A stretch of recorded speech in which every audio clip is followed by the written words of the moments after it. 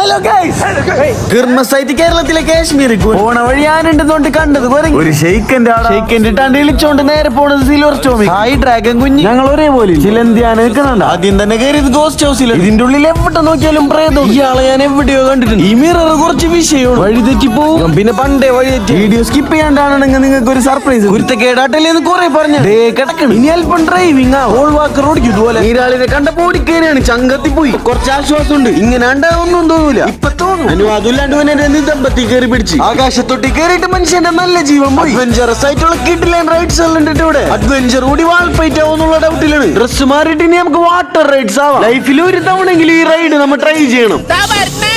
Silver സ്റ്റോമിന്റെ സൈറ്റിൽ ഹിൻസി 20 എന്നുള്ള coupon code use ചെയ്യണമെങ്കിൽ നിങ്ങൾക്ക് ടിക്കറ്റിന് 20% ഓഫർ കിട്ടും. ഏത് റൈഡ്? Water ride. ബീച്ചിൽ തിരമാല വന്നു തുടങ്ങി. യൂസുവിന് എന്ത് തീരെ കുറച്ച് വെള്ളത്തിറങ്ങൽ മഴയെത്തും. അതിന്റെ കുറെ വേണ്ട, അതിനെപ്പള്ളി ഒന്ന് അടിച്ചു പൊളിക്കാൻ ഇവര് റിസോർട്ടിൽ സ്റ്റേ ചെയ്യാനും പറ്റും. അവസാനം നമ്മുടെ കേരളത്തിലെ കാശ്മീരിലെത്തി. മുത്തേ ഒടുക്കത്തെ തണുപ്പ്. ഇവിടെ കടയിൽ തൊട്ട് മഞ്ഞ് വരെയുണ്ട്. പയ്യപ്പോടാ ഇൻസിന്റെ ആദ്യമായിട്ട് മഞ്ഞാണ് പോലെ ആദ്യമായിട്ടായോണ്ട്.